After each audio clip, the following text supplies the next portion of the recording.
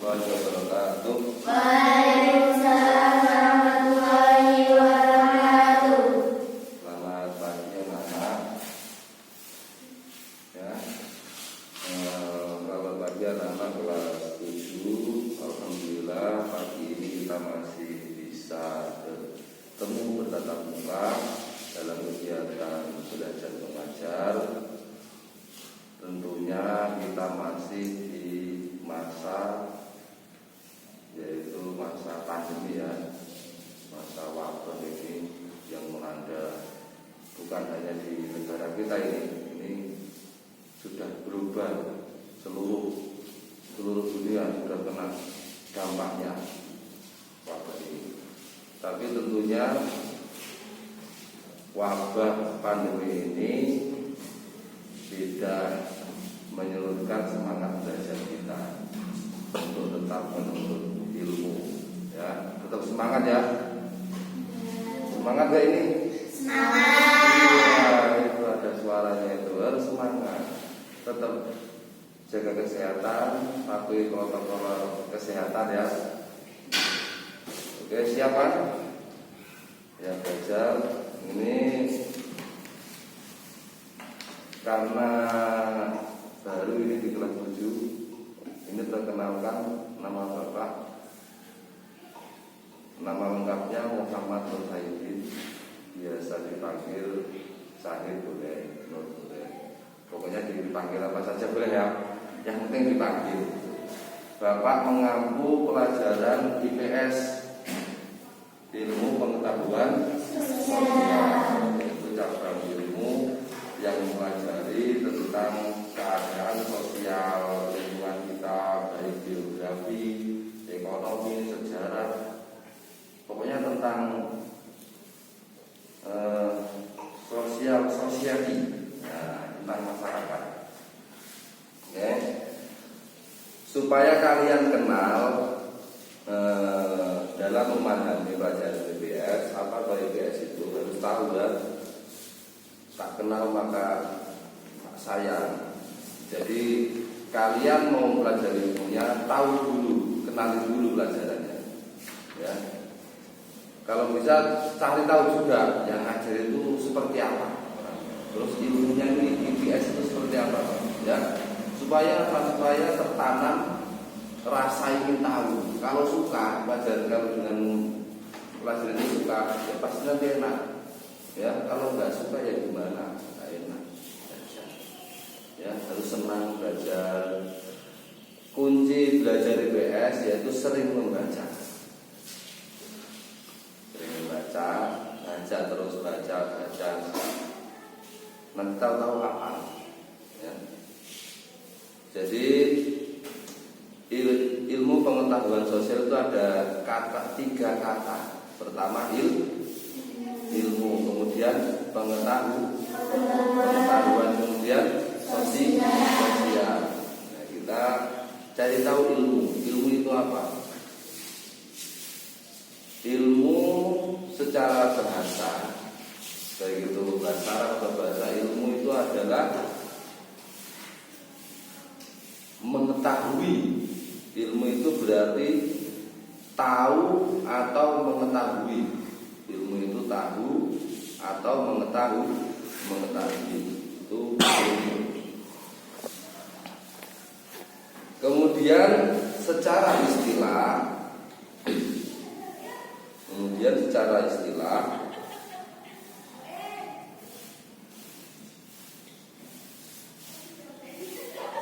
ilmu diartikan sebagai mengetahui sesuatu secara hakiki. Mengetahui sesuatu secara hakiki.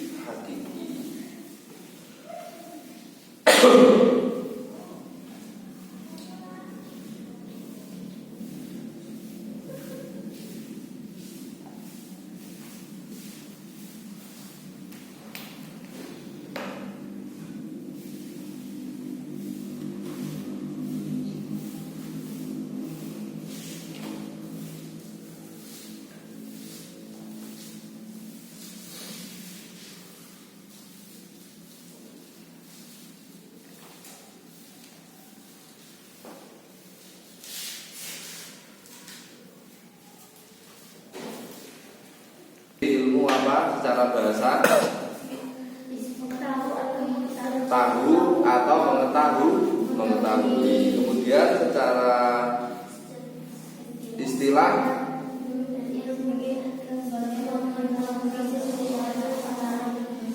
ya seperti itu.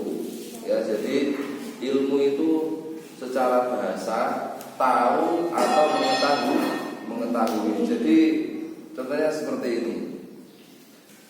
Kalian ini melihat bulan. Tiap hari melihat bulan enggak? Melihat ya. Itu indah kan? Nah, kan cuma tahu. Katanya bulan itu indah.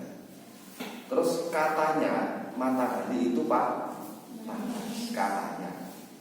Walaupun kita tahu panasnya itu, kita lewat ya ilmuwan, kita tahunya lewat sumber-sumber data, atau kita lihat TV, katanya matahari itu panas loh, katanya matahari itu bulan itu indah, bagus, katanya.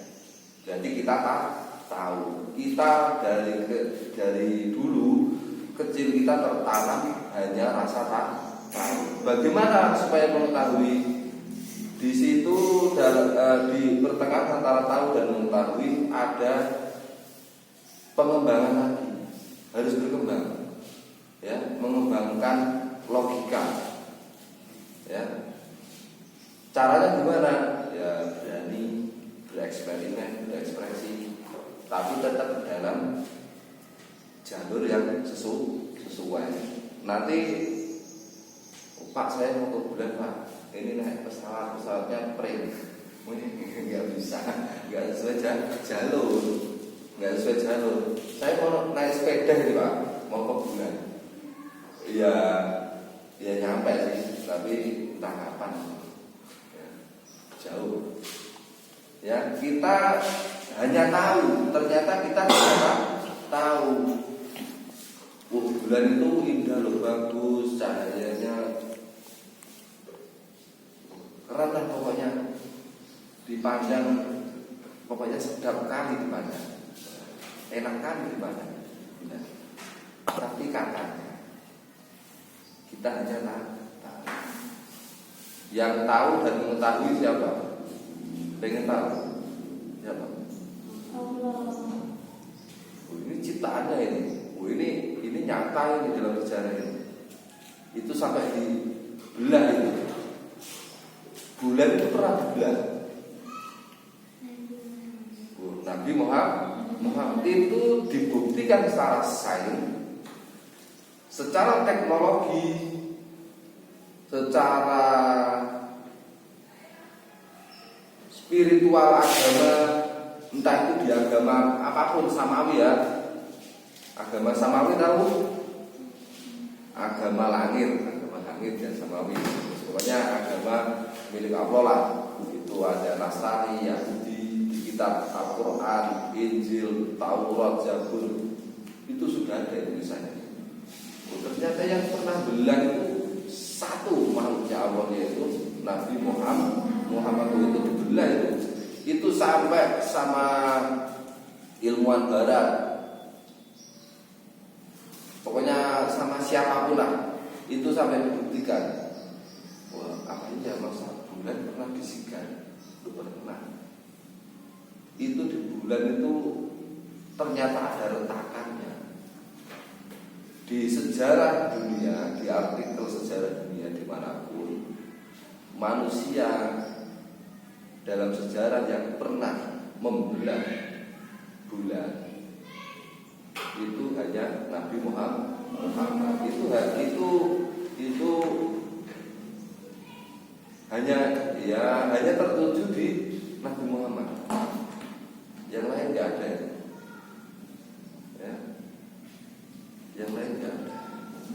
Nah, itulah. Jadi kalau sudah berkehendak, ilmu itu kalau kita mau belajar, kita mau cari tahu, Allah berkehendak, ya pasti bisa ya. Pasti bisa. Ya tadi Nabi Muhammad yang mengizinkan itu Allah. Tapi kan itu makhluk suci itu. benar-benar suci. Oke. Jadi ilmu secara bahasa yaitu tahu dan mengetahui. Jadi tahu itu hanya pandangan mata. Kalau ingin mengetahui, pelajari, cari tahu lagi. Banyak jalannya. Kata peribahasa, banyak jalan menuju Roma. Kalau kita banyak jalan menuju Mekah, nah ya, pengen. Ya. Kemudian secara istilah apa tadi? Secara istilah?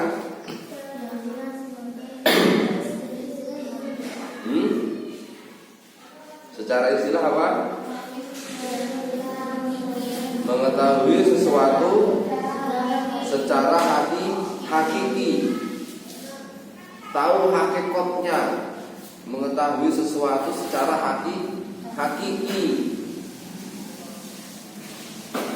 Jadi istilahnya begini. Ini namanya siapa ini? Ya, siapa? Faza. Ini belum kenal masih kelas 7. Faza, terus yang satunya? Rani sama Faza.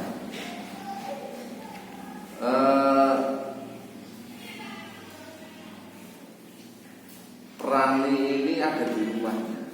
Faza ini tanya, Rani di mana? Itu dalam rumah. Itu secara istilah masih bisa ngomong. Karena cuma tahu dari luar, itu dalam rumah belum mendekat. Karena pandangan mata itu juga bisa menipu. Ya, harus dilihat secara hakikatnya. Oh, benar di rumah atau tidak. Itu secara hakiki. Jadi mengetahui sesuatu secara hakiki, benar-benar tahu. Ya, kalian menyaksikan, tahu, ya, pernah mengalami, ya pernah mengalami belajar. Ya jangan sampai bohong, Pak, saya itu bisa loh Pak. Nah, tapi kok nggak pernah belajar, nggak pernah ikut ngaji, nggak pernah ikut sekolah. Bisanya dari mana? Belajar sendiri juga boleh. Berangkat sekolah, berangkat ngaji, harus hafalan, harus setoran, tahu gurunya, tahu temannya. Ya, belajar itu tahu gurunya, tatap muka. Ya, mau video call, mau apa, sekarang kan banyak caranya. Ya tatap muka. Ya, masa ilmu bohong? Itu belajar itu seperti itu. Jadi secara istilah ilmu tadi yang tahu, kemudian secara bahasa itu tahu dan mengetahui, kemudian secara istilah yaitu mengetahui secara sesuatu secara hakiki, tahu, harus benar-benar tahu, jangan katanya. Ya, katanya itu ngaji itu bahagia loh, katanya. Harus ikut. Oh bahagia, oh memang dia bahagia ikut. Oh sekolah itu katanya bisa bikin pinter, katanya. Kan cuma katanya. Datang ke sekolahan, belajar, tahu gurunya, kemudian berangkat, ya. Karena ilmu itu yang dinilai itu tekadnya, prinsipnya untuk mencari. Sekuat apa? Ya. Menghargai ilmunya, waktu, kemudian berangkat. Kalau bisa ini saya targetnya 1 semester saya mau bolos. Katakan tidak pada bolos. Pokoknya masuk terus, gak boleh apa. Bagus itu. Seenggak-enggaknya punya target, ya. 1 semester ini punya punya target. Pokoknya nggak akan kena alfa.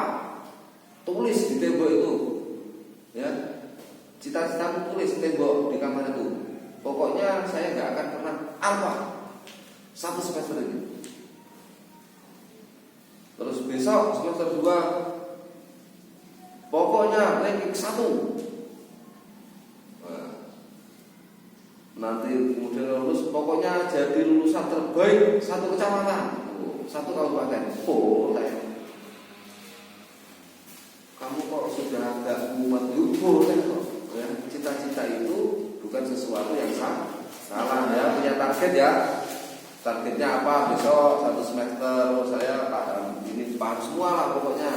Ranking 1, tidak pernah bolos. Nah, itu baru yang dinamakan tahu mengetahui, kemudian tahu secara hakiki. Di luar kamu tahu, punya rencana, hatimu secara hakiki kamu sadar, saya harus melakukan ini. Ya, jangan cuma rencana toh. Tak tulis rencananya 1 buku, tapi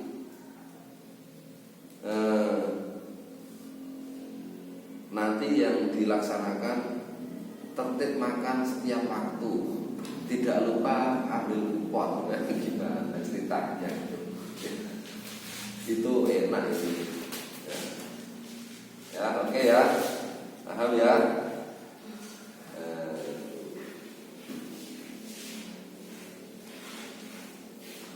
Kemudian pengetahuan ditulis.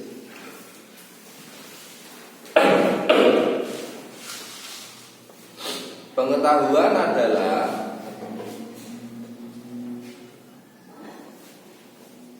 informasi atau maklumat, maklumat itu perintah atau himbauan. Pengetahuan adalah informasi atau maklumat yang diketahui atau disadari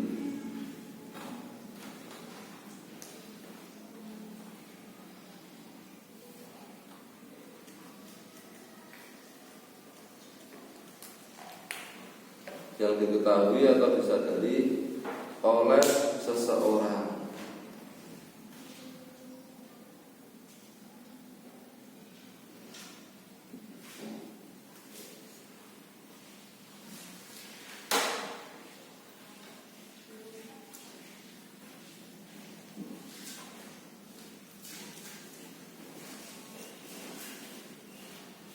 Dalam pengertian lain,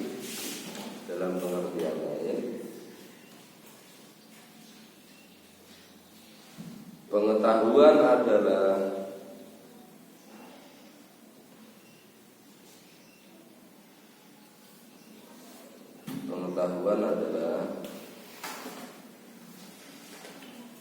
berbagai gejala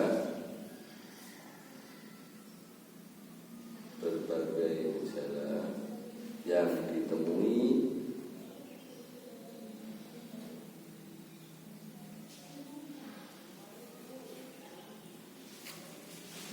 dan diperoleh manusia melalui pengamatan akal.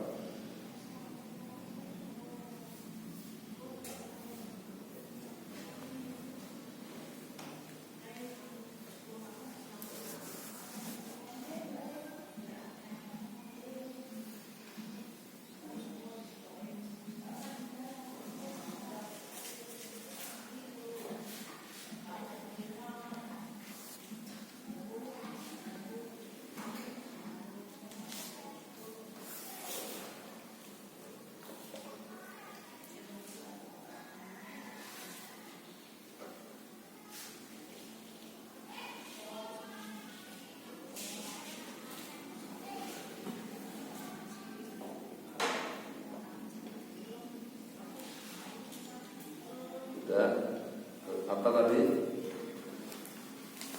Pengetahuan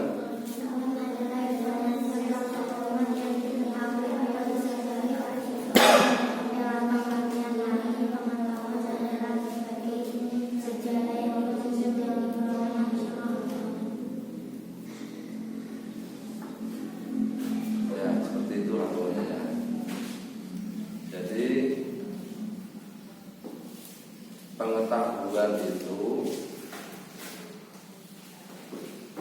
hasil karya dari kita tadi memahami, tahu tentang ilmu. Hasil karyanya timbul dari akal manusia. Lanjut. Kemudian sosial atau society. Jadi ini menurut para ahli, menurut para